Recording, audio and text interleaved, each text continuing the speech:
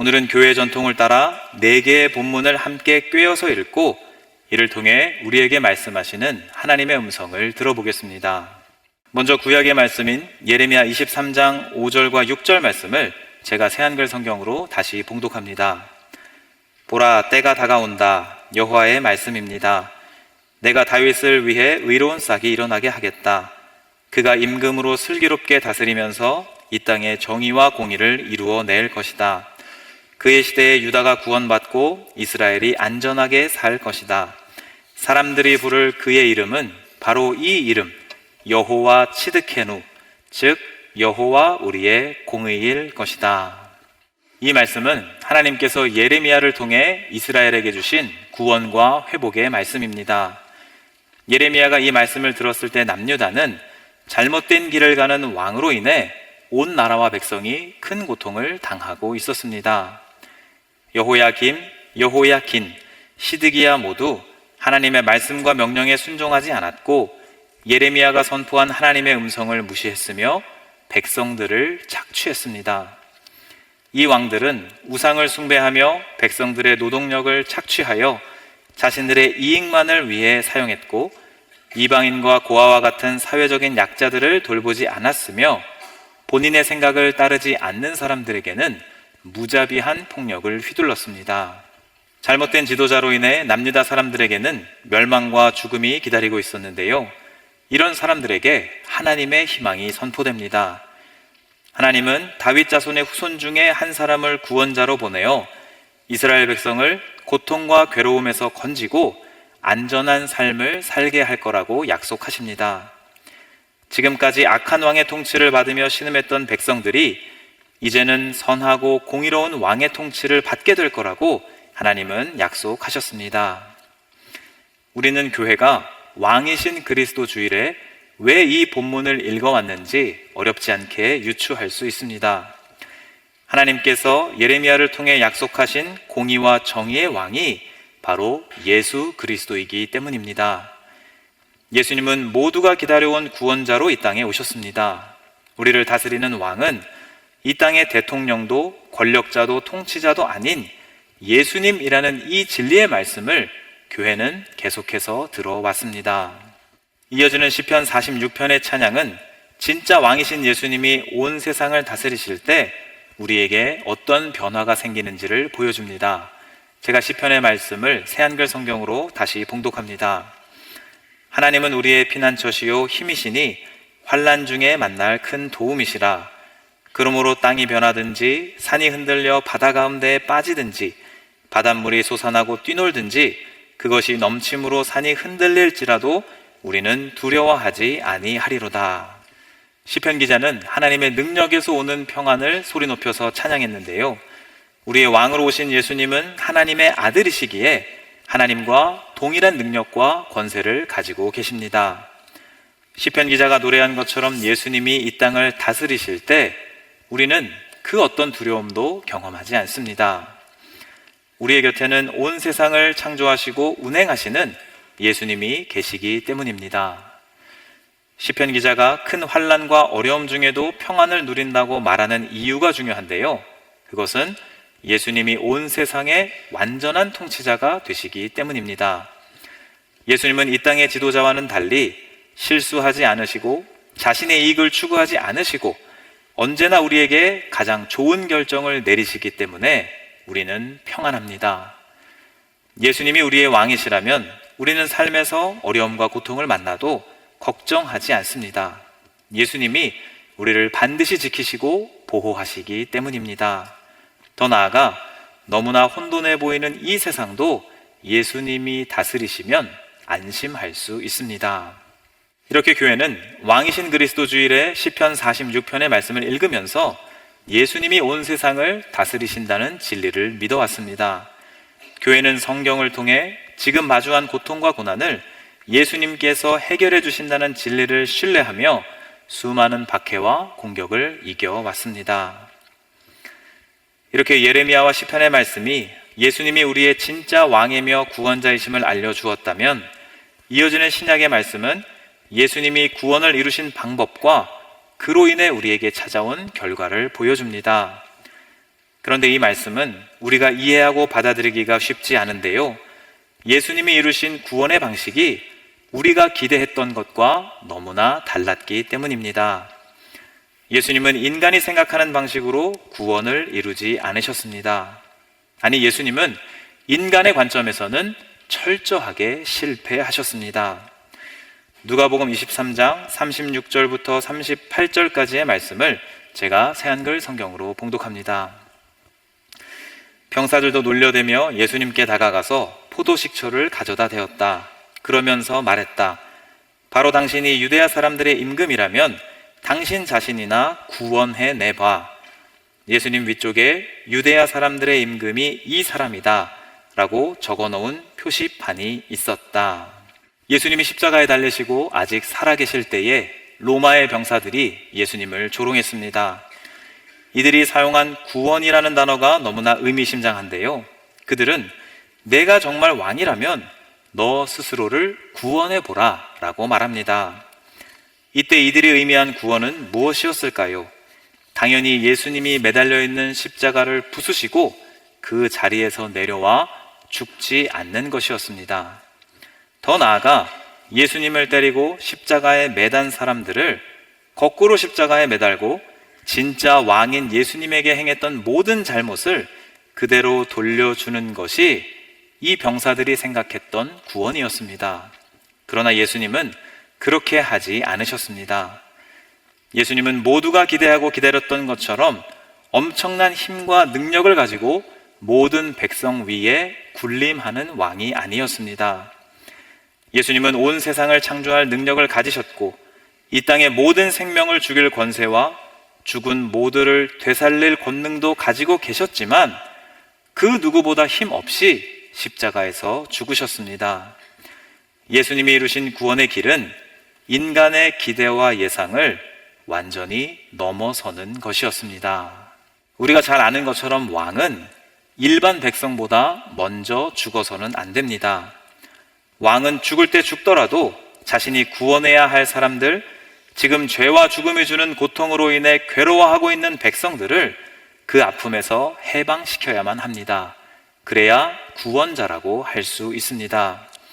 하지만 예수님은 우리의 이 모든 기대를 저버리고 가장 비참하고 가장 무기력하게 십자가에서 죽었습니다.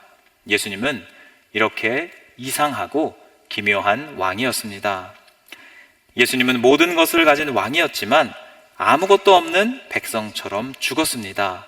그리고 이것이 예수님이 온 세상을 구원하는 방법이었습니다. 예수님이 정말 이상한 분이라는 사실은 이어지는 대화에서도 확인할 수 있습니다.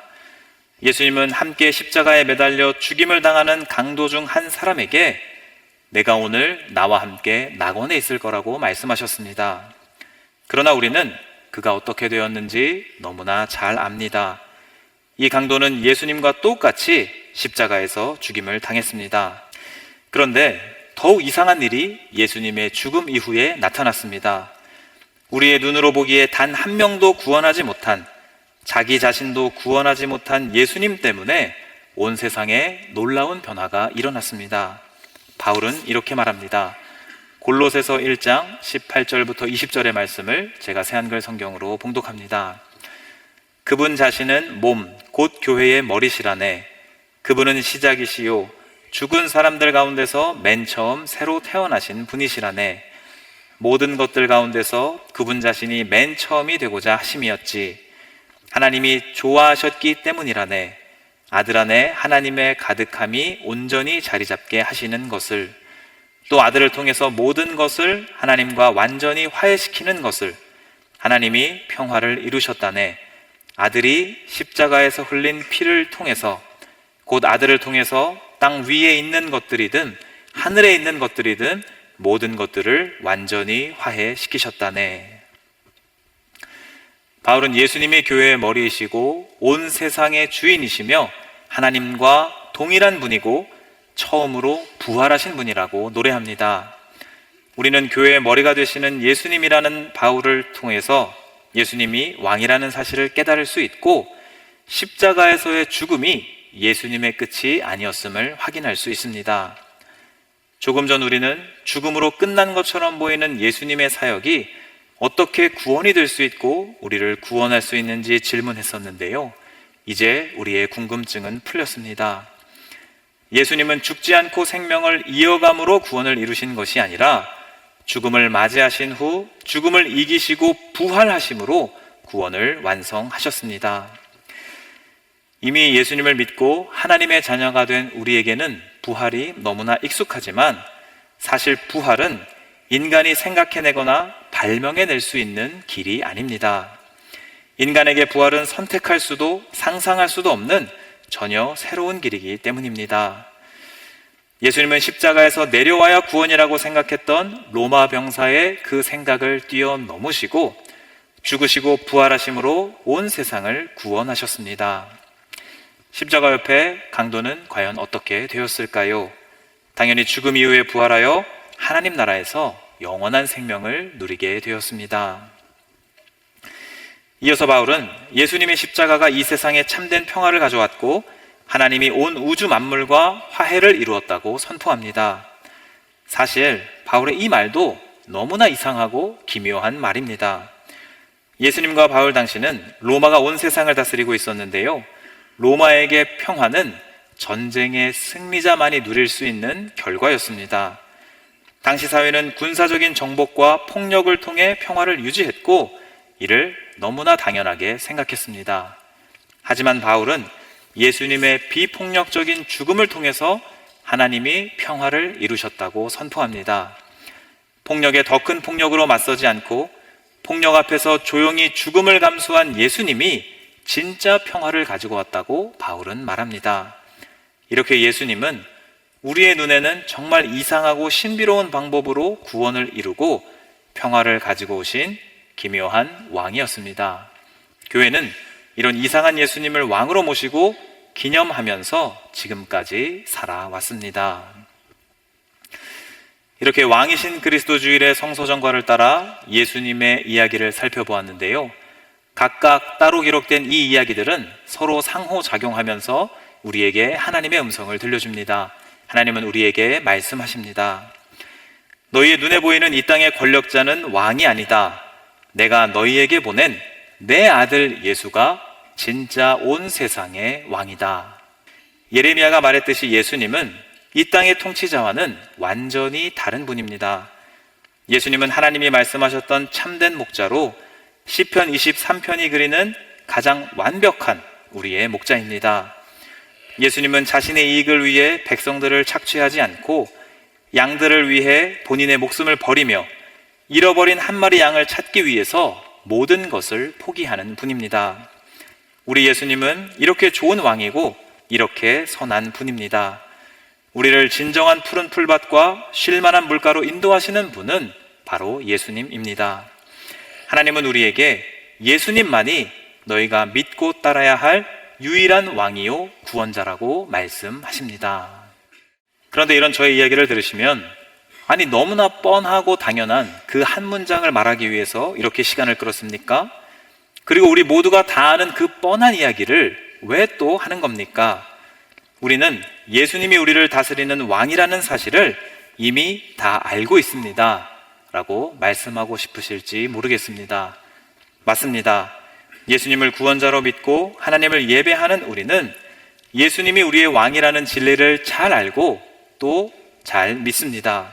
그러나 우리가 이 자명한 사실을 듣고 또 들어야 하는 이유는 우리가 예수님이 아닌 다른 것을 왕으로 모시면서 살아가고 있기 때문입니다. 우리가 지금도 각자의 삶에서 예수님이 아니라 이 땅의 권력자와 돈을 왕으로 모시면서 살아가고 있기 때문입니다. 한번 천천히 생각해 보시기를 바랍니다. 성도님께서는 정말 시편 기자가 노래했던 것처럼 예수님이 온 세상을 다스리신다고 생각하십니까? 우리는 예수님이 왕이라고 고백은 하지만 각자의 구체적인 삶의 자리에서 예수님이 아닌 다른 왕들이 건재한 것을 봅니다. 우리는 너무나 자주 예수님이 우리의 모든 것을 주관하시고 이끄시는 왕이라는 진리를 잊어버립니다. 우리는 눈에 보이지 않는 예수님의 말씀과 가르침은 잊고 눈에 보이는 다양한 인간 지도자들을 보고 그들을 따릅니다. 그래서 이런 우리의 모습을 보시고 너무나 안타까워하시는 하나님이 우리에게 또 말씀하십니다. 너희의 왕은 내 아들 예수 그리스도다. 믿음의 선배들도 사실 우리와 똑같았습니다. 그들도 우리와 동일한 인간이었기 때문에 예수님보다 이 세상의 권력자에게 머리를 조아리고 아부하고 비위를 맞추고 싶은 유혹을 지속적으로 받았습니다. 우리의 선배들도 세상 권력과 친하게 지내며 교회가 원하는 것들을 얻어내고자 했습니다. 이것이 인간인 우리의 본성이기에 교회는 왕이신 그리스도주의를 교회력의 맨 마지막에 배치하고 1년에 한 번 예수님이 진짜 우리의 왕이라는 진리를 들으면서 이것을 마음에 새겼습니다. 우리는 다 알지만 듣고 또 들어야 합니다. 우리의 삶과 온 세상을 주관하시는 분은 예수님이십니다. 예수님의 왕되심을 이렇게 확실하게 선포하신 하나님은 우리에게 이어서 말씀하십니다. 내 아들 예수는 너희가 생각하지 못했던 실패와 죽음을 뛰어넘는 새로운 방식으로 너희를 구원하는 왕이다. 하나님의 이 음성은 예수님의 죽음과 그 자리에서 이루신 구원을 기록한 누가의 말을 통해서 우리에게 들려옵니다. 우리는 이미 본문을 살펴보았는데요. 우리가 한 번 더 생각해야 할 것은 교회가 왜 이 본문을 왕이신 그리스도 주일에 읽어왔는가 하는 사실입니다. 천천히 생각해보면 왕이신 그리스도 주일에 우리가 읽을 수 있는 다양한 본문이 여러 복음서에 존재합니다. 예수님이 오병이어의 기적을 일으키셔서 모두를 먹이신 본문을 읽을 수도 있고, 귀신을 쫓아주신 본문을 읽을 수도 있으며, 죽은 나사로를 살리신 본문을 읽을 수도 있습니다. 우리는 이런 예수님의 기적이 기록된 본문을 읽으며 역시 우리 왕이신 예수님은 대단한 능력을 가지신 분이라고 칭송할 수도 있습니다. 그러나 교회는 우리가 좋아하고 사랑하는 모든 기적 본문을 놔두고 예수님이 비참하게 죽음을 당하는 오늘의 본문을 왕이신 그리스도 주일에 읽었습니다. 이것이 무엇을 말할까요? 바로 예수님의 진짜 구원은 예수님의 죽음에서 드러났다는 것을 말하고, 동시에 예수님이 행하신 진짜 기적은 십자가 죽음이었다는 것을 우리에게 말해줍니다. 교회를 출석하면 너무나 자주 보고 듣는 것이 십자가이기 때문에 우리는 예수님의 죽음을 너무나 당연하게 생각합니다. 예수님은 매년 성금요일마다 죽으시고 부활절에 부활하시기 때문에 수년간 신앙생활한 우리에게는 이 부활 이야기가 아무런 감흥이 없습니다. 그러나 예수님의 죽음이야말로 기적 중의 기적입니다. 온 세상을 창조하시고 운행하시는 분이 피조물인 인간에게 가장 수치스럽고 고통스럽게 죽으셨기 때문입니다. 만약 성도님이 예수님이셨다면 본문에 나오는 로마 병사의 조롱을 견디실 수 있으셨겠습니까? 저라면 그러지 못할 것 같습니다. 만약 저였다면 당장 말씀으로 병사의 생명을 빼앗고 십자가를 가루로 만들어버린 뒤 저를 비웃었던 사람들을 혼내주었을 것입니다. 하지만 예수님은 우리를 위해, 온 세상을 위해 그 모든 수치와 모욕, 고통을 감당하시고 십자가에서 죽으셨습니다. 이것이 우리가 목격한 가장 큰 기적이었고, 이 일을 통해서 우리 모두에게 구원이 임했습니다. 그런데 사실 이 예수님의 십자가는 아무리 생각해도 우리가 가지고 있는 구원에 대한 기대를 배신합니다. 어떻게 구원자가 무기력하게 죽음으로 우리에게 구원이 임할 수 있을까요? 어떻게 가장 비참하고 수치스러운 죽음이 우리에게 기쁜 구원의 소식이 될까요?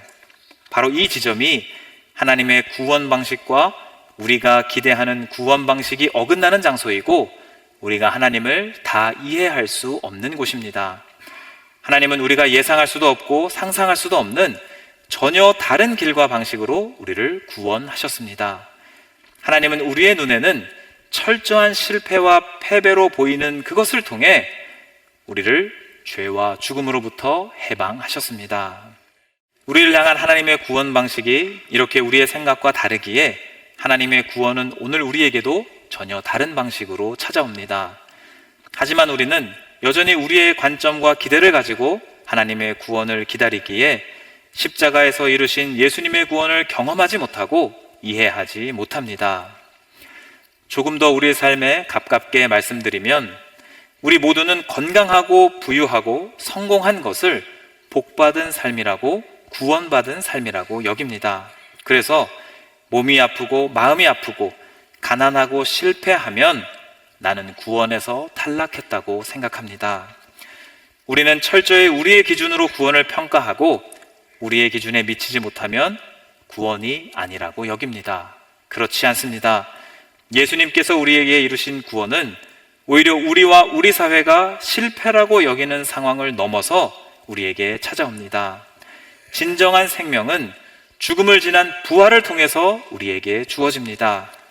하나님은 우리가 패배라고 느끼는 상황을 완전히 변화시키시고 우리를 구원하십니다. 그리고 마지막으로 하나님은 우리에게 이렇게 말씀하십니다. 내 아들 예수는 섬김과 희생으로 온 세상에 평화를 가지고 온 진정한 평화의 왕이다. 우리는 예수님이 평화를 가지고 오신 너무나 이상한 방법을 이미 확인했습니다. 로마 제국이 보여주었던 압도적인 힘과 폭력에 의한 평화는 우리에게도 익숙합니다. 우리도 엄청난 힘을 가지고 있어야 주변에서 우리를 우습게 보지 못할 것이라고 굳게 믿고 끊임없이 힘을 키우기 위해 노력합니다. 그러나 하나님은 이런 우리에게 진짜 평화가 폭력 앞에서 힘없이 죽어간 예수를 통해서 찾아왔다고 말씀하십니다. 진정한 평화는 힘의 과시와 경쟁을 통해서가 아니라 한쪽이 철저히 굴복하고 복종할 때, 한쪽이 엄청난 사랑으로 상대를 섬길 때, 한쪽이 원수를 위해 자신의 생명마저 스스로 버릴 때 찾아온다고 말씀하고 계십니다. 이런 하나님의 음성이 왜 진리인지 우리는 어렵지 않게 알 수 있습니다. 힘의 경쟁, 군비의 경쟁은 끝이 없고 이 모든 노력은 이 땅에 평화를 가지고 올 수 없습니다. 누군가 잠깐 이웃을 압도하는 힘을 가지면 잠깐 평화가 찾아온 것 같지만 이내 또 다른 힘을 가진 자가 나타나서 자신의 힘을 과시합니다. 힘과 힘, 강대 강이 부딪히는 구조 안에서는 그 누구도 영원한 평화를 누릴 수 없습니다. 하나님이 말씀하셨듯이 패배와 실패, 섬김과 죽음이라는 이상한 방법을 통해서만 하나님이 약속하신 진짜 평화를 누릴 수 있습니다. 예수님은 이 세상의 왕으로 오셨지만 온 세상을 섬기고 자신의 목숨까지 버리신 너무나 기이한 왕이었습니다. 그런데 너무나 놀랍게도 이 기묘한 왕을 통해서 우리에게 진짜 평화가 찾아왔습니다. 하나님은 예수님이 보여주신 섬김과 희생만이 참된 평화를 가지고 오는 유일한 길이라고 우리에게 말씀하십니다. 사랑하는 주님의 교회 성도 여러분, 우리가 믿고 따르고 있는 예수님이 진짜 어떤 분인지 한번 생각해 보시길 바랍니다. 내가 그리고 바라는 예수님의 모습이 정말 성경이 증언하고 있는 그 예수님이 맞는지 돌아보시기를 바랍니다. 예수님은 우리가 바라던 왕이 아니었습니다. 예수님은 우리에게 엄청난 부와 명예, 건강과 권력을 주고 우리가 원하는 것을 다 성취해주는 그런 왕이 아니었습니다. 예수님은 우리의 눈으로 보기에 너무나 이상하고 기괴한 섬김과 실패를 보여준 뒤 가장 비참하게 죽은 패배자 중에 패배자였습니다. 그런데 하나님은 이런 예수님을 통해 우리에게 구원과 생명, 진짜 평화를 주셨습니다. 힘과 폭력으로 거짓 평화를 약속하는 이 세상의 왕이 아니라 섬김과 죽음으로 진짜 평화를 주시는 예수님을 왕으로 모시며 살아가는 우리 모두이기를 간절히 소망합니다.